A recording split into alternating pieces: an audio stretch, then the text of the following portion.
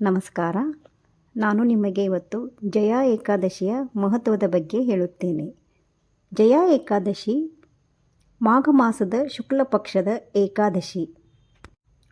ಜಯ ಎಂಬ ಪದದ ಅರ್ಥವೇ ವಿಜಯ, ಜಯ, ಪಾಪಗಳ ಮೇಲೆ ಗೆಲುವು ಎಂಬುದಾಗಿದೆ. ಈ ದಿನವನ್ನು ಭಕ್ತಿಯಿಂದ ಆಚರಿಸಿದರೆ ಪಾಪಗಳಿಂದ ಮುಕ್ತಿ, ದುಃಖ ಕಷ್ಟಗಳಿಂದ ಬಿಡುಗಡೆಯಾಗುತ್ತದೆ. ಜೀವನದಲ್ಲಿ ಜಯ ಮತ್ತು ಶಾಂತಿ ಹಾಗೂ ಮೋಕ್ಷ ಪ್ರಾಪ್ತಿ ಎಂಬ ಮಹತ್ತರ ಫಲ ದೊರೆಯುತ್ತದೆ ಎಂದು ಶಾಸ್ತ್ರಗಳು ಹೇಳುತ್ತವೆ. ಜಯ ಏಕಾದಶಿಯ ಪೌರಾಣಿಕ ಕಥೆ ಕೇಳೋಣ. ಈ ಕಥೆ ಪುರಾಣಗಳಲ್ಲಿ ಬರುವ ಕಥೆಯಾಗಿದೆ. ಒಮ್ಮೆ ದೇವೇಂದ್ರನ ಸ್ವರ್ಗದಲ್ಲಿ ಗಂಧರ್ವ ಅಪ್ಸರೆಯರು ವಾಸಿಸುತ್ತಿದ್ದರು. ಅವರಲ್ಲಿ ಮಾಲ್ಯವಾನ್ ಎಂಬ ಗಂಧರ್ವ ಮತ್ತು ಪುಷ್ಪವಂತಿ ಎಂಬ ಅಪ್ಸರೆ ಇದ್ದರು. ಅವರು ದೇವಸಭೆಯಲ್ಲಿ ಹಾಡು ನೃತ್ಯ ನಡೆಯುವಾಗ ಪರಸ್ಪರ ಪ್ರೀತಿಯಲ್ಲಿ ಮುಳುಗಿ ಭಗವಂತನ ಆರಾಧನೆಯನ್ನು ಮರೆತರು. ಇದರಿಂದ ಕೋಪಗೊಂಡ ದೇವೇಂದ್ರನು ಅವರಿಗೆ ಶಾಪ ನೀಡುತ್ತಾನೆ. ನೀವು ಭೂಲೋಕದಲ್ಲಿ ಪಿಶಾಚಿಗಳಾಗಿ ಜನಿಸಿರಿ. ಈ ಶಾಪದಿಂದ ಅವರು ಭೂಲೋಕದಲ್ಲಿ ಭಯಾನಕ ಪಿಶಾಚಿಗಳಾಗಿ ಜನಿಸಿದ್ದರು. ಹಸಿವು, ಚಳಿ, ದುಃಖಗಳಿಂದ ನರಳುತ್ತಿದ್ದರು. ಒಂದು ದಿನ ಅಜ್ಞಾತವಾಗಿ ಅವರು ಮಾಘ ಶುಕ್ಲ ಏಕಾದಶಿಯಂದು ಉಪವಾಸದಲ್ಲೇ ಇದ್ದರು. ಅವರು ಆ ದಿನ ಅಜ್ಞಾತವಾಗಿ ಮಾಡಿದ ಉಪವಾಸವೇ ಜಯ ಏಕಾದಶಿ ವ್ರತವಾಯಿತು.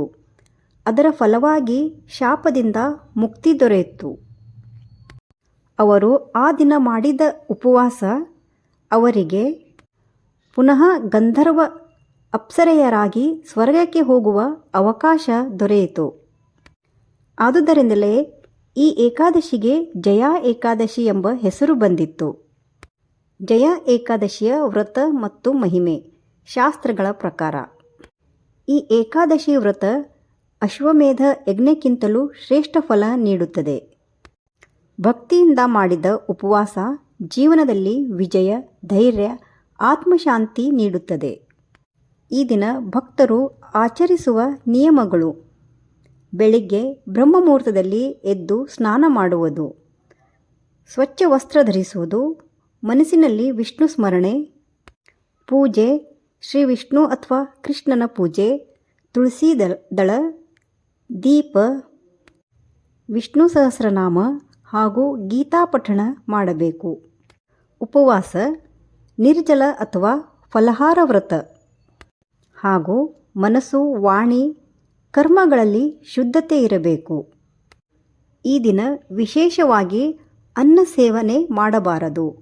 ಆರೋಗ್ಯ ಸಮಸ್ಯೆ ಇದ್ದರೆ ಫಲಹಾರ ಮಾಡಬೇಕು.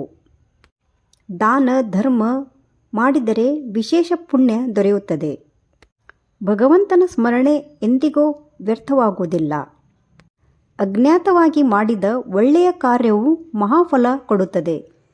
ಪಾಪದಿಂದ ಪುಣ್ಯಕ್ಕೆ ಹೋಗುವ ದಾರಿ ಏಕಾದಶಿ ವ್ರತ ಆಗಿದೆ. ಈ ವ್ರತವನ್ನು ನಮ್ಮ ಜೀವನದಲ್ಲಿ ಅಧರ್ಮದ ಮೇಲೆ ಧರ್ಮದ ಜಯ ತರುತ್ತದೆ. ಮಾಘ ಮಾಸದ ಈ ಪವಿತ್ರ ದಿನವಾದ ಜಯ ಏಕಾದಶಿ ನಮ್ಮ ಜೀವನದಲ್ಲಿ ಶಾಂತಿ, ಶುದ್ಧತೆ, ಭಕ್ತಿ ಹಾಗೂ ವಿಜಯ ನೀಡಲಿ ಎಂದು ಪ್ರಾರ್ಥಿಸೋಣ. ಧನ್ಯವಾದ. ನಿಮಗೆ ನನ್ನ ವಿಡಿಯೋ ಇಷ್ಟವಾದಲ್ಲಿ ಲೈಕ್, ಶೇರ್, ಸಬ್ಸ್ಕ್ರೈಬ್ ಮಾಡಿ.